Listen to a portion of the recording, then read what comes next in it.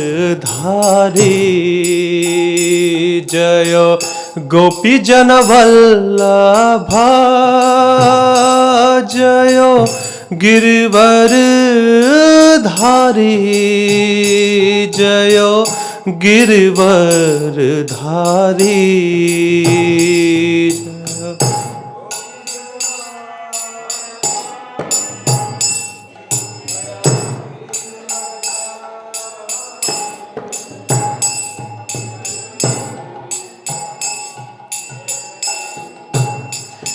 जयो यशोदानंदन जयो ब्रज जन रंजन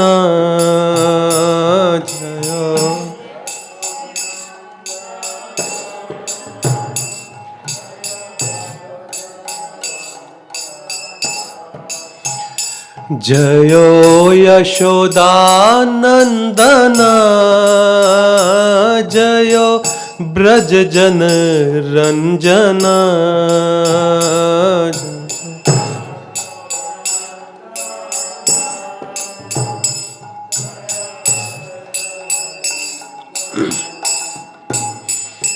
जयो यमुना तीरवनचारी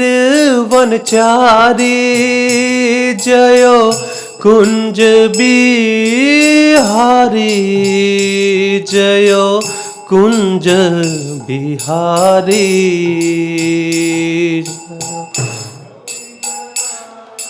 यमुना जय कुंज बिहारी जय कुंज बिहारी जय यमुना तीरवनचारी जय कुंज बिहारी जय कुंज बिहारी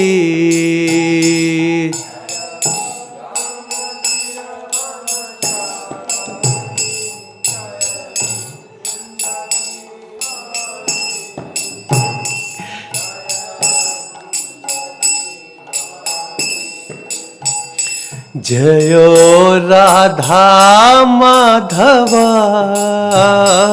जयो कुंज बिहारी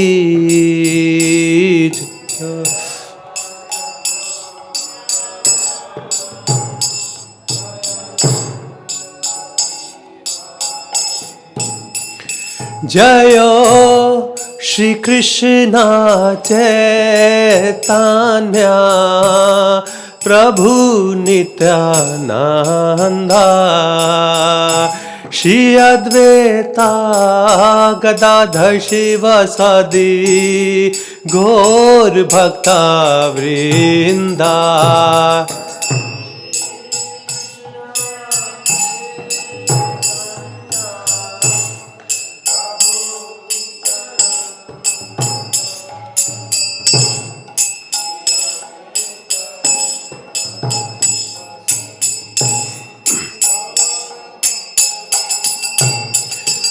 हरे कृष्णा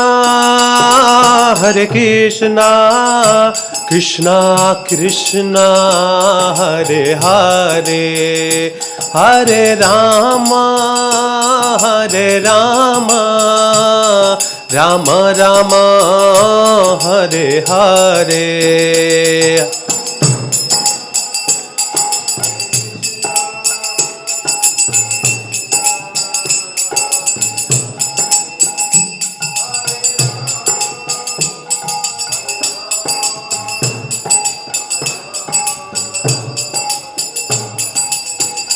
हरे Krishna Krishna Krishna Hare Hare Hare Ram Rama Rama Hare Hare.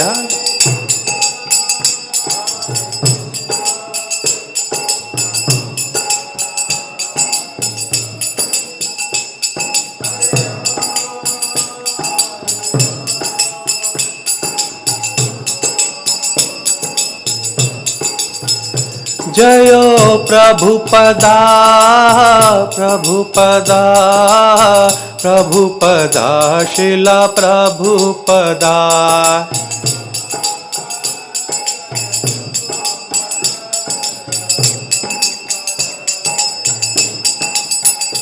Prabhupada, Prabhupada, Prabhupada, Jayo, Jayo Prabhupada.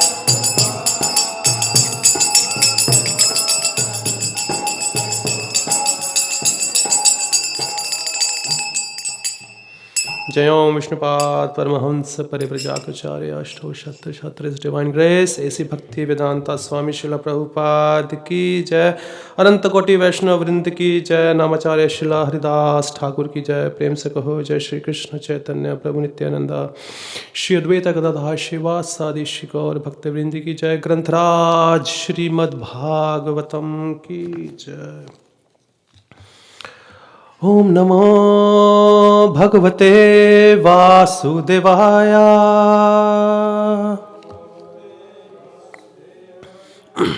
Om Namo Bhagavate Vasudevaya.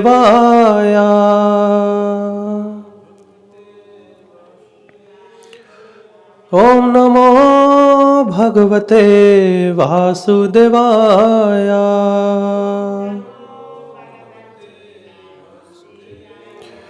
Hare Krishna everybody, I would like to welcome you all for our today's Śrimad Bhāgavatam class. Today we are reading from Canto 3, Chapter 27 entitled Understanding Material Nature, and we're going to read out today from text number 15. Manyamanastadhatmanam Anashto nashtavan mrisha Nashte ahankarena drishta Nashtavitta ivaturha Manyamanastadhatmanam Anashto nashtavan mrisha Nashte ahankarena drishta Nashtavitta ivaturha Manyamanastadhatmanam Anashto nashtavan mrisha Nashte ahankarena drishta Nashtavitta ivaturha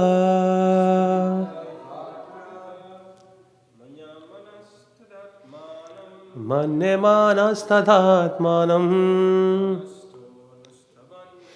Nashto nashtavashan mrishaha Nashte ahankarane drishta Nashtavitta ivaturha Manyamanastadhatmanam Anashto nashtavan mrisha Nashte ahankarane drishta Nashtavitta ivaturha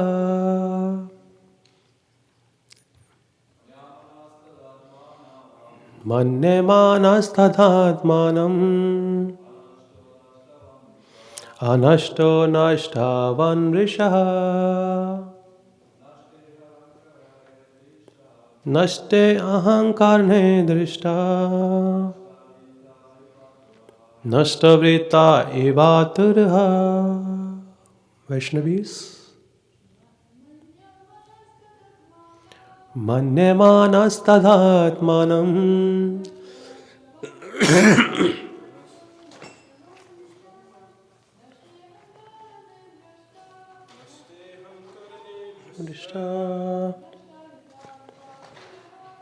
Nashta vitta eva turha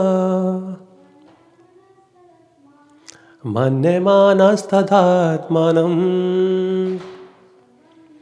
anashto nashtavan vrisha nashte ahankarne drishta nashta vitta eva turha. Word to word meaning: manne manaha, thinking, tada, then, atmanam, himself, anashtaha, although not lost, nashtavat, as lost, mrisha, falsely, nashte ahankarane, because of the disappearance of the ego, drishta, the seer, nashta vitaha, one who has lost his fortune, eva, like, aturaha, distressed. Translation and purport by Srila Prabhupada. Srila Prabhupada Ji Ki Jai. Translation: the living entity can vividly feel his existence as the seer, but because of the disappearance of the ego during the state of deep sleep, he falsely takes himself to be lost. Like a man who has lost his fortune and feels distressed, thinking himself to be lost. Purport: only in ignorance does the living entity think that he is lost. If by attainment of knowledge he comes to the real position of his eternal existence, he knows that he is not lost. An appropriate example is mentioned herein: Nashtavita Ivaturha. A person who has lost a great sum of money may think that he is lost, but actually he is not lost. Only his money is lost. But due to his absorption in the money or identification with the money, he thinks that he is lost. Similarly, when we falsely identify with matter as our field of activities, we think that we are lost, although actually we are not. As soon as person is awakened to the pure knowledge of understanding that he is an internal servitor of the Lord, his own real position is revived. A living entity can never be lost. When one forgets his identity in deep sleep, he becomes absorbed in dreams, and he may think himself a different person or may think himself lost, but actually his identity is intact. This concept of being lost is due to false ego, and it continues as long as one is not awakened to the sense of his existence as an eternal servitor of the Lord. The Mayavadi philosophers' concepts of becoming one with the Supreme Lord is another symptom of being lost in the false ego. One may falsely claim that he is the Supreme Lord, but actually he is not. This is the last snare of Maya's influence upon the living entity. To think oneself equal with the Supreme Lord, or to think oneself to be the Supreme Lord himself, is also due to false ego. Om Ajnana-timirandasya Jnananjana-shalakaya Chakshuanmilitam Yena Tasmai Shri Guruve Namaha. Shri Chaitanya Mano-bhishtam Sthapitam Yena Bhutale Swayam Rupa Kadamahyam Dadati Swapadantikam. He Krishna Karuna Sindho Deenabandho Jagatpate Gopisha Gopika Kanta Shri Radha Kanta Namostate Tapta Kanchana Gaurangi Shri Radhe Vindhavaneshwari Vishwabhanusute Devi Pranamamami Hari Priye Namo Vishnu Padaya Krishna Pasthaya Bhutale Srimate Bhakti Vedanta Swami Nitinamine Namaste Saraswate Deve Gauravani Pracharine Nirvishesha Shunyavadi Pashati Deshatarani. Jai Shri Krishna Chaitanya Prabhu Nityananda Shri Advaita Gadadhar Shiva Sadi Shri Gaur Bhakta Vrinda. Hare Krishna Krishna Krishna Hare Hare Hare Rama Rama Rama Hare Hare. Hare Krishna. So here, Lord Kapila Dev still continuing with his teaching to his dear mother Devahuti.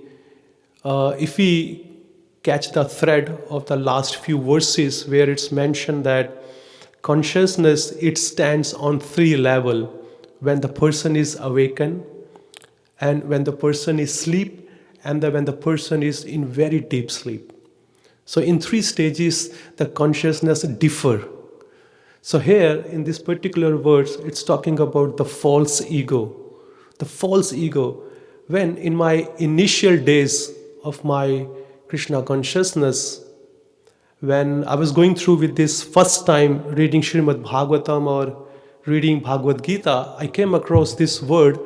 It says false ego. Then it immediately hit me. I said, if there is a false ego, so there must be a true ego.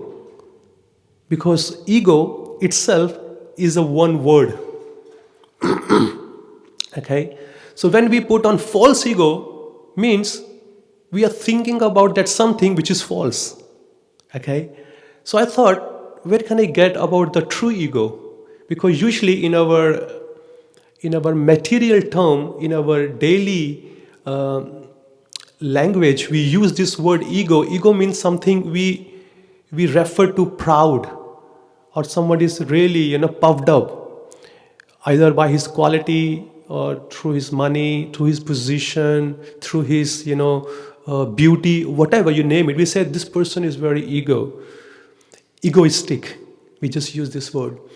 But when it comes to philosophical understanding, especially from our Vaishnava literature, it really opens up our eyes. What actually it means. Ego means we usually use as I, me and myself.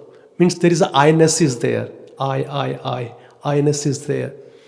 So false ego, that ego becomes false when we start, relating ourselves which is not there, which is not reality. So that becomes our false ego. Srila Prabhupada, most of his lecture, if we hear through Vanipedia or through other source, where we get the information that Srila Prabhupada has given most of the lecture only one topic. And the topic is, you are not this body, you are a spirit soul. Means wrong identification to ourself leads to the false ego. Okay? Like all of us, we have come from a different background. Some are from India, some are from Slovakia, from Native American, from Bulgaria, and many other parts of the world. But when we, in this material world, when we introduce ourselves with our bodily identification. And this bodily identification is the root cause of all the problems for the jiva to again be or live in this material world with no reality. That's where it stands for. And whenever asked somebody, we say, I'm a man, I'm a woman, or I'm Indian, I'm American, I am a CEO of so-and-so company. So this all bodily identification goes on and on and on. And that makes us puffed up like anything.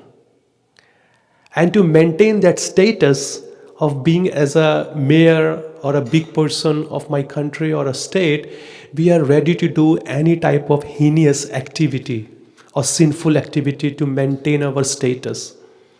Like, see, in this world, there are only two types of people, man and woman.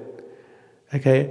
And man thinks they are so superior or they are so stronger than the woman.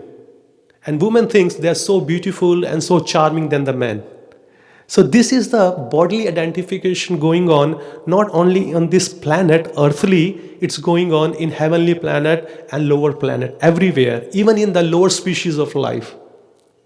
We can see that two lions are fighting to show their supremacy, that I am stronger than you.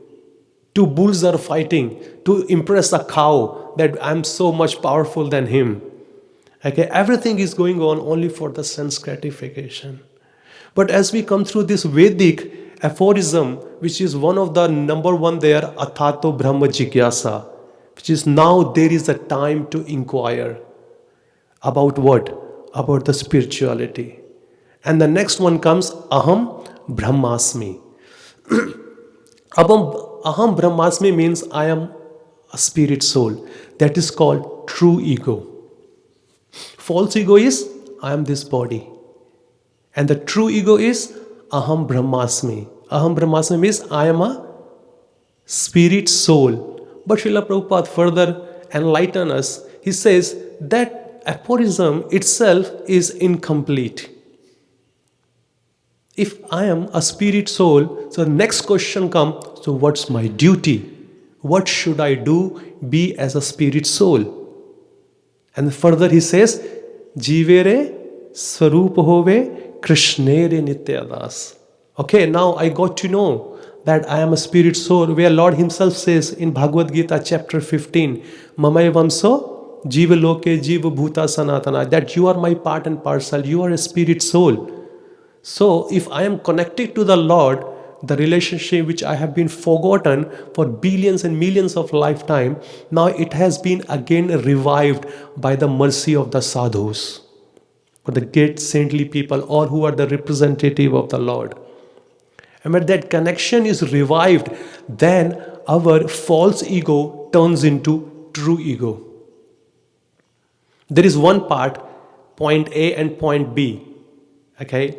And now there is a transition. We are transiting from false ego to true ego.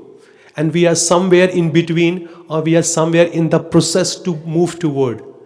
And that really hampers us. We know theoretically, because we've been practicing, some are practicing for 10 years, some are practicing for 14 years, some are there for 2, 3, 4 years. We have heard this term, false ego. It does really hurts. If somebody puts his or her feet on our false ego, then we can see the reality comes out of the body or through our character. And it could be either in a words, it could be either in an action. And it says, don't you know, I have been here for so many years. Who are you to instruct me what I should do? I know what I'm doing. So that really hurts the false ego. Because we are attached to our position, we are attached to our superiority. I've been initiated before you. I have been here more than 4 decades, 40 years. I don't need to be learned from you. I need to teach you. But it is not the matter of checking out your ears. It is a matter of your consciousness. If you are senior or if you are a junior, you meant to set up the standard for the upcoming devotees. But no, it is there. Prestige is there. That hurts our false ego. I was just reading or listening to one lecture of Gaurang Prabhu. He was mentioning that in our Vedic scriptures, especially in Sanskrit, every word has different meaning in different context. We know there is one name of Lord Krishna is Madhusudana. And it has been said in Bhagavad Gita also. But Madhu, if we split the words, one Madhusudan is, Madhu was a demon and Lord killed him. Sudan means to kill. So he became as a Madhusudana. Okay? And there is one Madhu, is actually the Madhu means is sweet. And one Madhu is like honeybee. Honeybee is sweet. And you know what are the qualities or the properties of honey, of Madhu? What does Madhu do?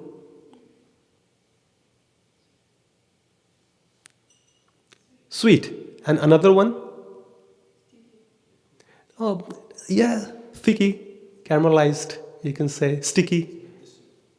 Its properties, what it actually does.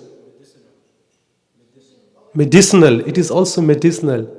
But if you know, during Balaram Jayanti, yeah, we make this drink called Varuni. You know how this Varuni made of? Lots of honey and lots of milk. When you mix together, then honey, if you take in a large amount of honey, then it gives you intoxication. I don't know whether you know it or not.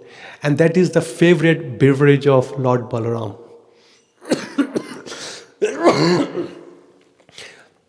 That's his favorite beverage, Varuni. It is made of milk and honey. So when honey is sweet, if you take in a very little amount, it tastes very good. But if you take in a large amount, it makes your head spin, intoxication. So Gaurang Prabhu further saying, this madhu is compared to false ego here. Because suppose if somebody comes to me and he says, Prabhu, you sing so good, you give lectures so good, you manage so good. This appreciation is very sweet to the ears, yeah? I'm pretty much sure all of us has got appreciation from different devotees. Then you think, thank you, Prabhu, thank you, Mataji. It was Prabhupada blessing or Guru Maharaj blessings. But if you start seeing that every single devotee is saying the same thing, then it makes your head spin. My God, so much sweetness. Okay, so much glorification, so much appreciation. Then you start thinking, I'm really something. Everybody's noticing me. I do really exist in this world. They know that I am superior than others. That's why they are glorifying me. Oh yeah. So that glorification makes our head intoxicated. So that's what Prabhu was mentioning. We need to be very, very careful that how much to take the glorification and how much to appreciate when others are appreciating us. Because many people, many times in our initial days when senior devotee appreciates, that appreciation comes with encouragement. So they are encouraging us. Even though sometimes we have noticed, I haven't done anything like that, why I have been appreciated for it? There are many other devotees are there. They are also being appreciated and they have done much more better than me. So why only me? So there is an encouragement. So they want to keep you in the bhakti. Even though sometimes we have done mistakes, still they come and glorify us. No, Prabhu, everybody makes mistake, but you have done a fantastic job. It was only you, this festival was successful. Why? Because everybody looks for appreciation. But as soon as you start, disappreciating somebody, what will happen? Discourage. You are discouraging the person. He will be morose. He will not be enthusiastic to perform his devotional service. But when it becomes too much, or we start glorifying, like especially in many temples I have seen, when there is a cook who is very famous and he likes to cook, okay? And somebody says, Prabhu, that paneer sabji was too good. You just made so wonderfully. Then he thinks, only one person has noticed. What should I do? How should I know whether he's true or not? So what he does, he start going to every single devotee he knows and start asking, did you try this paneer sabji? How is that? Is it good or not? And he said, good. And he becomes so puffed up by that, because he wants to hear more sweetness. He wants to drink more madhu. That more madhu, and that makes us false into this material world. When there is a wrong identification, then we commit so many aparadhas, we do so many sinful activities. To avoid this, Krishna has given us this Vedic literature. There is a very beautiful shloka in Chaitanya Charitamrita where it says, Maya mugd jivere nahi swataha Krishna jnana jivere kripa kaile Krishna Veda Purana. That means as soon as the jiva come into the contact of Maya, especially the false ego, when it comes into it, then what he does, he forgets himself. He forgets his real identity and he forgets who Krishna is and who other living entities are. He completely forgets it. Just to enlighten them, again, to bring them back to the consciousness, Krishna has given us Veda and Purana. Maya mugd jivere nahi swatha Krishna jnana jivere kripa kaile. He has done a favor to the jiva. Krishna Veda Purana. That's why he has given us these Vedic scriptures to identify or to find out what is our real identity. Because without knowing our real identity, we will work in an opposite way. Let me read you two small paragraphs from Srila Prabhupada, what he's talking about on a false ego. This one from Bhagavad Gita introduction, where he says, when we are materially contaminated we are called conditioned. False consciousness is exhibited under the impression that I am a product of material nature. This is called false ego. One who is absorbed in the thought of bodily conception cannot understand this situation. Bhagavad Gita was spoken to liberate from the bodily conception of life.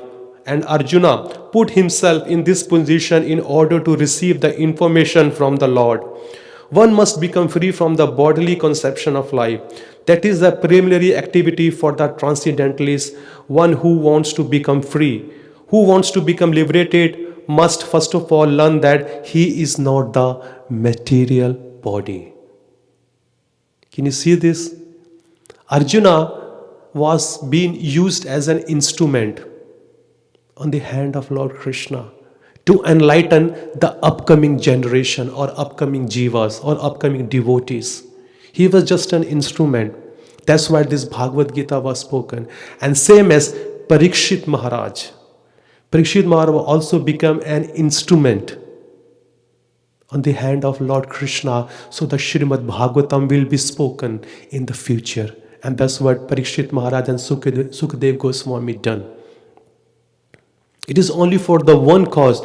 What is the duty of a person when who is about to die? That was the whole thing was there, because the person thinks, I am dying, but this body is anyway die every second. If you see yourself in the mirror this morning, or if you have seen, you are not the same person what you were yesterday. You are completely different. That is, I'm talking about only overnight. But if we calculate ourselves, we are changing every single moment.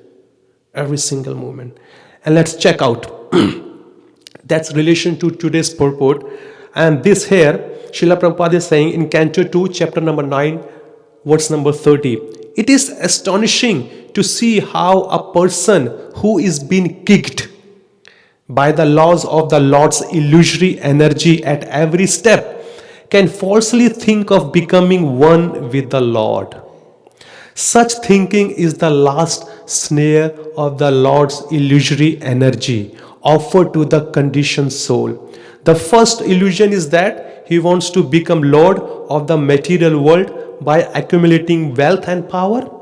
But when he is frustrated in that attempt, then he wants to become one with the Lord. Now can you see? First we see ourselves, or we have seen our friends or relatives or family member, how much passion we have when we were entering into our youth.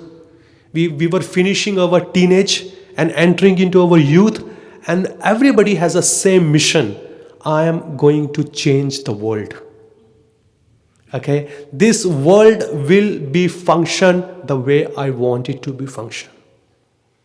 People haven't seen such a beautiful jiva so far. Now let me show the world. And he try his hard best. He does his so best throughout the 10 years, 5 years or 15 years. And he's been slapped and kicked by Maya in so many forms. And then he comes to his consciousness. Okay, if there is no material energy who wants to listen to me, now I will become God. Then Prabhupada says in most of them, so Bhavananda Prabhu, who is the next God or this week God? Because gods were coming like a popcorn.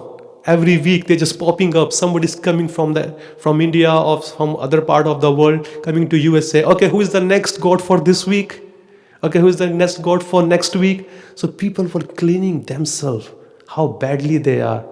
I mean, that is the last snare of Maya. Your wife kicked you out. Your boss kicked you out.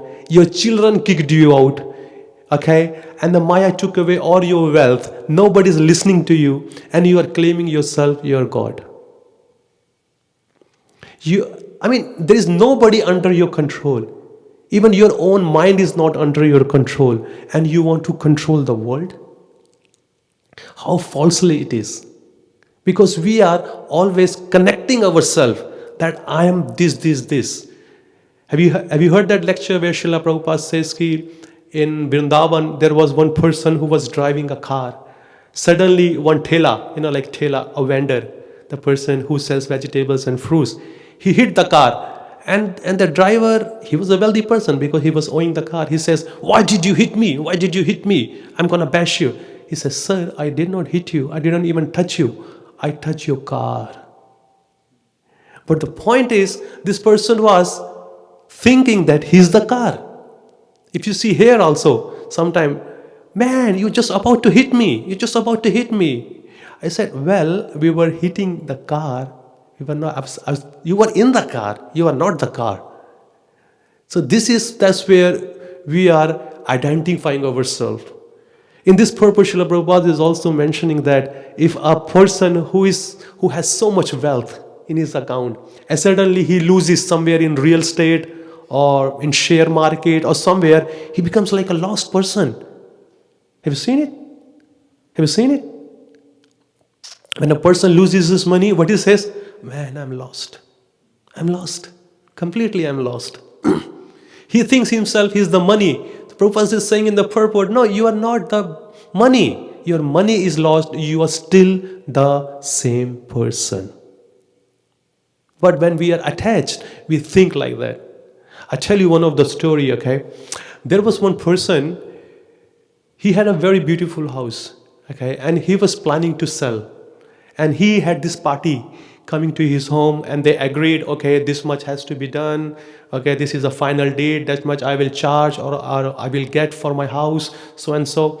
And suddenly, next day, the fire caught up the house, this whole bungalow. Okay, and he was crying. He was crying like anything with his other 2-3 sons. So suddenly, he says to his family member that now we all are lost. Now we are beggar. Now we have become poor. Why? Because we have lost our house. He says, Father, don't worry. I have informed the party. They are still ready to pay me the amount they have promised. And suddenly, he was in tears. Suddenly he smiled. Oh really? Oh really? Then let it go.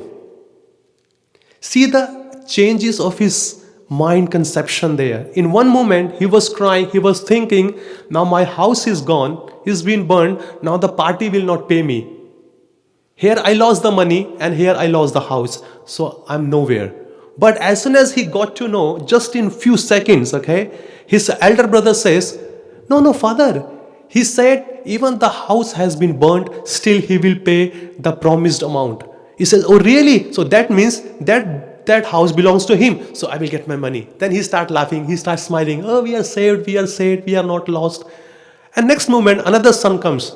He says, well, but I'm not sure if he sees the house and still he will pay. Then again he cries, oh my God, again I'm in dilemma. Okay, I know, but this person, the party hasn't come yet and seen the damage. But the third son's case, don't worry, I've spoken to him. He still says, whatever the condition of the house, still I will buy. Then he becomes happy. See, in few 1 minute, 2 minutes or 3 minutes time, how his identification changes to happiness and distress. Happiness and distress here. That's what we also do. Sometimes we keep our phone somewhere, sometimes we keep our japa bag somewhere, and we start looking early morning for 1-2 hours. We think ourselves we are completely lost. We completely lost here. And we act like that we are zombie. Doesn't want to talk to anybody, doesn't want to talk with our nice words or giving someone, reception. Nothing. We just act weird. We just completely act weird, Last night you were so nice to me. What happened? I don't know. I just want to talk to you. We'll see later on. You can see the mind, how it functions due to our identification to certain possessions what we are having. But actually, it is only meant for the service of the Lord. Okay, so one question to all of you, that why did we join Krishna consciousness? Or why did we join bhakti? What was the main purpose of us? What we have been told in our initial days? Like told, uninformed, or you read? Why did you join Krishna consciousness? Huh? Really? Well, I doubt. Well, I really doubt, that was the goal of our life.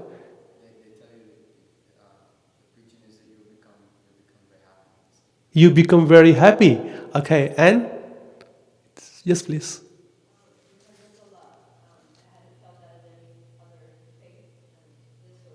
You had a love for other faith.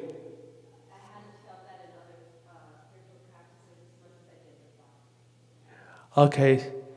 Anybody else? That's also all good. Knowledge, that is also good. And on certain things we put our faith on to proceed into bhakti, to join. It could be knowledge, it could be what I didn't get from the other spiritual practitioners or other spiritual organization, or I want to be happy. So we individually, because we are individual souls, we have individual motive to pursue in our bhakti. But the goal we set up, is that goal still in our mind? Is that goal is still in our mind? No, it becomes blur every day. Over the period we learn, we need to go back to Godhead. We need to learn how we love the God, how do we do the service, how we do the service to the other Vaishnava, how we do the service in the temple and everything. But that goal, it becomes blur and we make some other goals. Is it true or not? In our daily practice, we need to always focus what was the reason when I joined this Krishna consciousness. To get that reason done or to get that goal done, am I really working on this path? Because when you set up any goal in the material world also, okay, I really want to become the CEO or open up my own factory or an office or business. When you pursue that goal, there are many obstacles comes. Because no goal in this material world is so easy achievable. You have to cross over so many tests. You have to cross over so many obstacles. Let's give you an example. If you're going to open a business, you do partnership with some 2 or 3 people. Okay, you make some plan, you get some capital investment done, then you pursue towards your goal, and you think within a short period of time I'm going to become a rich man. But after a few months, you find out one of your partner betrayed you, they cheated you, took the money and just gone away. Obstacle. Or even though if that is good, if the partner is also very liable or faithful to you, no problem, you still proceed. You want to proceed to open up your more customers, but they are not also getting in a line. You're still frustrated. I produced so many products, I did the manufacturing of my product, but there is no one to buy. So still there is a frustration. Even though they have bought on credit, so I have to run after them for the money. And if they use some ill words towards me, I have to tolerate because he's my customer. If I chastise him, then he will not buy again goods from me. And so many other things are there. You need to deliver the product on time. So many, anything you see. Similarly, it happens in the goal of bhakti also. Even though we are sadhus, have been called. Sadhu is the one who know the sadhya. Sadhya means goal. Who is Lord Krishna. And to get that sadhya, he does the sadhana. Means he comes into the process. He practices. But during his practices, he comes out or faces so many challenges.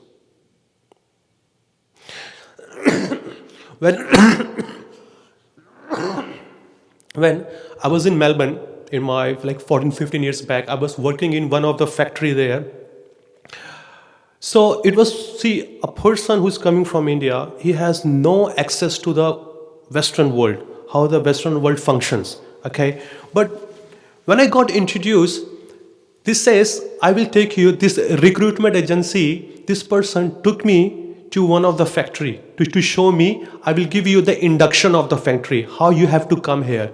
So when we approached the first gate, the person asked, sir, why have you come here for? Then the person who was taking me, my recruitment agent, he said, oh no, he's going to start his work from the next week. We are here for induction. Oh really? Okay, no problem. So you need to hang a tag on you. It says visitor pass. Have you seen it? If you just enter in some of the offices, okay, there's a visitor pass, no problem. Then I walked a bit more further, there was another gate.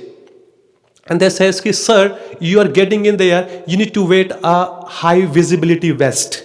Have you seen it? Brown or orange or green color, high visibility. Okay, no problem, very nice. Then third gate, we reached, sir, you need to wear steel cap shoes, safety shoes.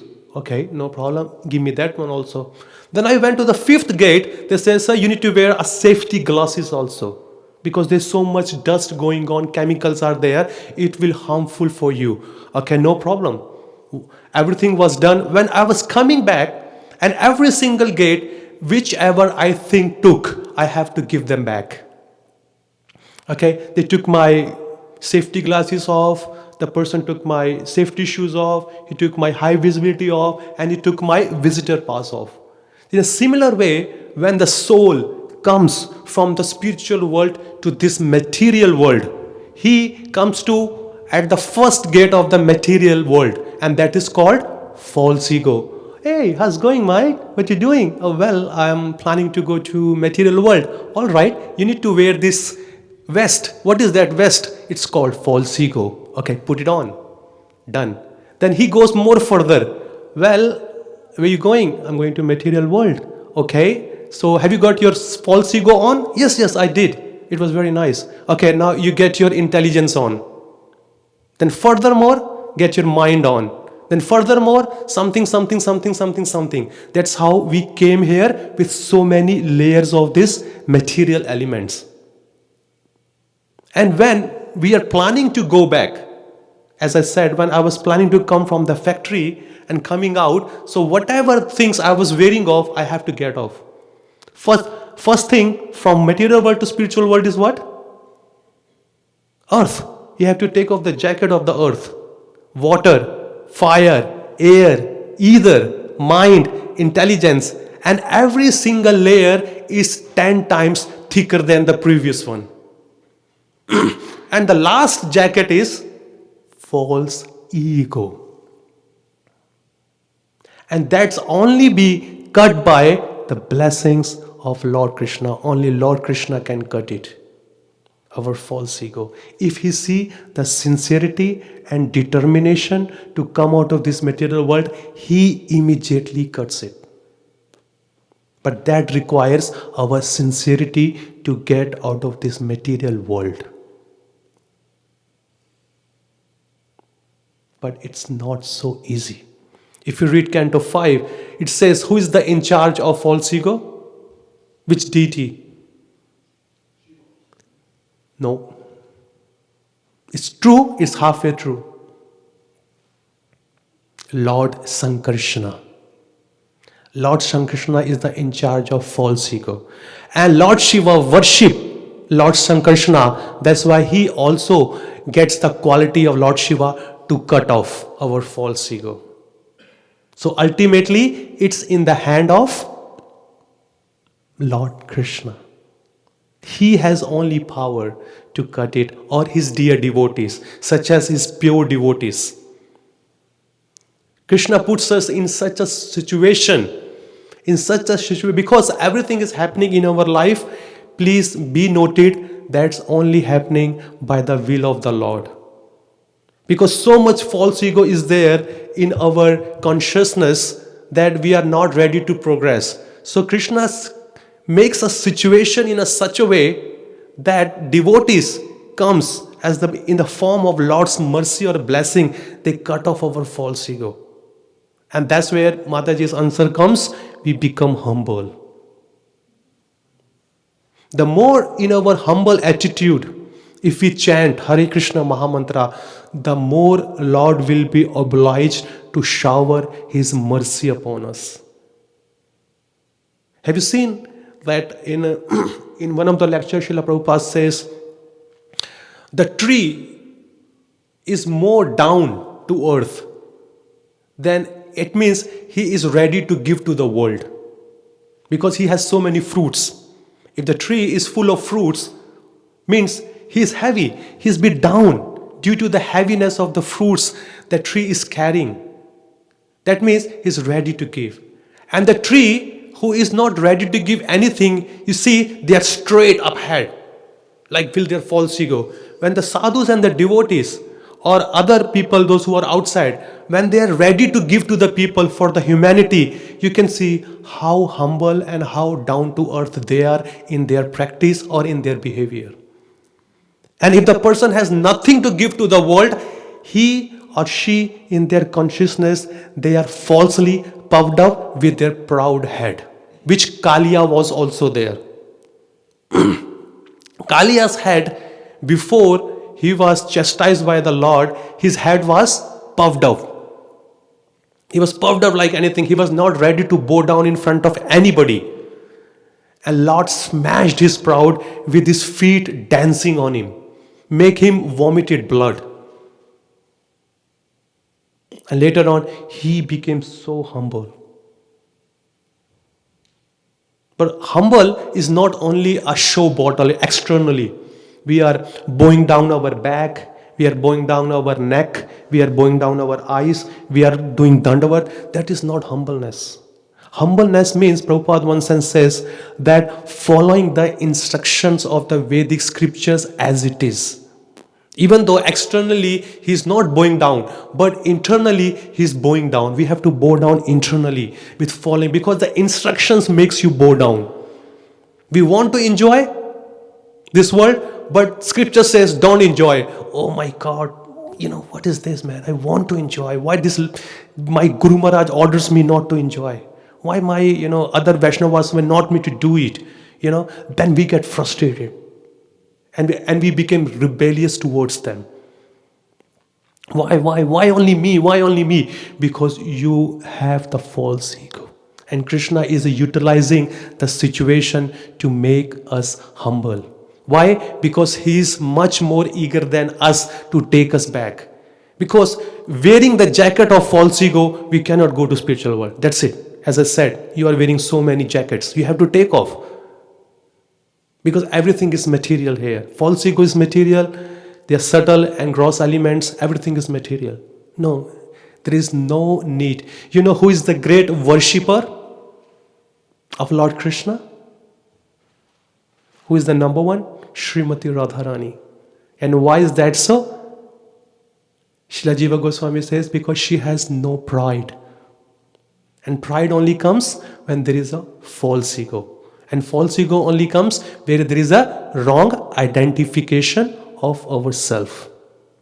Okay, thank you. We have 5 minutes and I would like to take some questions and try to myself answer them.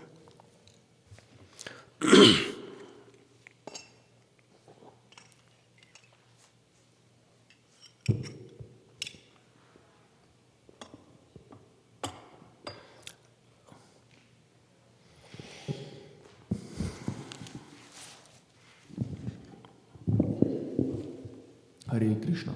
Hare Krishna. Just a small comment. I heard Keshav Maharaj was explaining how if you're flattering somebody, you're inflating his false ego. Of course, he cannot take it that way, but usually flattery, that's what it does. But when you're really appreciating somebody, his qualities, the effect will be humbling. He will become humbled by that. That's very interesting. Yeah. Sometimes when somebody is appreciating us, he or she is doing their part. They are trying to encourage us. But always we have to check ourselves. With that appreciation, am I getting puffed up? Or my quality enhances?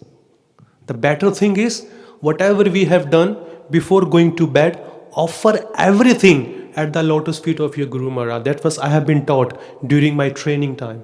He says, when you wake up early in the morning, pray to your spiritual master. Pay obeisances to him. My Lord, today I am going to start my day. Kindly bless me. So whatever I will do, by your blessing, I will get back and offer it back to your lotus feet. And what we do in the night before going to bed, we bow down to our spiritual master, and Parampara says, my Lord, I had no intelligence, I had no eligibility, I am not capable to do anything, but by your mercy, I was able to finish my 16 rounds. I able to read my books, I able to do some service to the Lord. Kindly, whatever spiritual assets I have earned, I am giving back to you. Kindly, humbly accept it. And that will make us humble. But when we go to bed with our proud head, that, yes, today, I just cleaned my kitchen, I just cleaned this, I sold so many books and did so many Harinam for 12 hours. I am the man, I'm the next Acharya. Whoa, whoa, whoa, whoa. We need to check out. So reciprocation has to be done from the both side. The person who is appreciating you, and when we take the appreciation, how to take the appreciation. That is also an art. I think Prabhu has one question. Here. Gopal Champu Prabhu.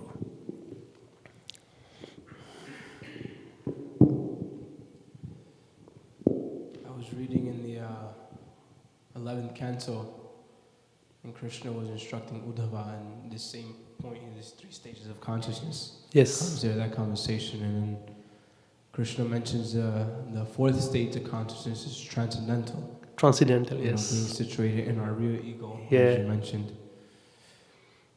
And now this thing with the false ego it's actually so deep. It's deeply rooted. Can you mention at which point does the false ego actually become to dissolve? Because it could seem like it's so ingrained. It's like it's a part of me now. So at what point does it actually become dissolved? Yeah. The best way to dissolve the false ego, to engage our senses in the service of the Lord and Vaishnava in a very humble attitude. Just like senses are superior to dull matters. In Bhagavad Gita it says, chapter 2, I believe, chapter 3 somewhere. And this mind is superior to senses. Intelligence is superior to mind. And false ego, it becomes subtler and subtler and subtler. The more we become humble in our service attitude, the more Krishna will cut off our false ego. Service is the only way to become humble or to cut off our false ego. Because when we don't engage into our service, we think, why should I mop the floor, man? There are so many other people can do. I have been here for 15 years, 20 years. I'm senior to them. I meant to instruct them. They meant to serve me. I'm not meant to serve them. It's not the years what we go through. It is the consciousness what we go through. Because that false ego is subtler than anything. It is the last snare. It is the last layer to get out of this material world. If you have reached to 11th canto, where Lord himself says to Uddhava, that this is the last snare and it's very difficult to come. It is only will be the person who can come out of this material world through this false ego when I allows him. Because it's very thick, Prabhu. One lecture I heard of some Maharaj, he says, being as a devotee practicing for so many years, we may be expert of following the 4 regulatory principles. No illicit sex, no meat eating, no gambling, no intoxication, no fish and eggs, no onion garling. We may be expert and we may be proud of our practice. No wonder. But there is a subtle thing, is prestige. That devotee gets stuck into it. Prestige. Prestige is the only thing which waters or nourishes our false ego more and more. Let me give you an example to understand this. Have you seen how they control the lion in circus? Have you seen? Lion, yeah. You know how? No, not just by beating. They make him starve. You know, when they catch the lion, and the lion is so ferocious, and he only be controlled by one thing. When you don't feed him, he becomes weaker and weaker and weaker and weaker. And when he's about to die, then he follows the instructions of the master. So the soul is the master in the case of false ego. Don't starve your false ego. You do the opposite what your mind or false ego asks you to do. And that only will happen if we exactly follow, as I said, the words of Guru and the Shastras. Because Shastra says, don't do sinful activity, but intention is there, deep rooted. No, I have to do simple. I'm being agitated, let me see, little bit, let me see. Nothing will happen. The time you say little bit, Maya holds your hands and pulls you down again. And the time you notice yourself, man, I thought I was just about to knock the Golok Vrindavan and I'm on the floor again. Someday, have you seen, because I'm just studying at the moment, Madhurya Kadambini, Srila Vishwanath Chakravarti Thakur, such a beautiful book, such a nourishing. They are talking about the stages of bhajan kriya, how a person go through with so many stages of his life. One moment we think, I am such a pure devotee, this opposite sex does not bother me at all. I chanted so many rounds, this and that, and he makes so many vows in his life. And next day, he's right on the floor. He can't even able to wake up or leave his bed to come to Mangala Arati, attend his program. No, it becomes difficult. That's why we need a constant association of the devotees and the words of the sadhus through their lectures. That's the only way we can come out of it. See, those people who are, I think it was Mithuna Prabhu, he sent it some weeks ago. There is one quote about how do you know when the mind is steady. You read that? Yeah, the mind is steady by Bhakti Vinod Thakur. When your practice is steady, how do I know when my mind is steady?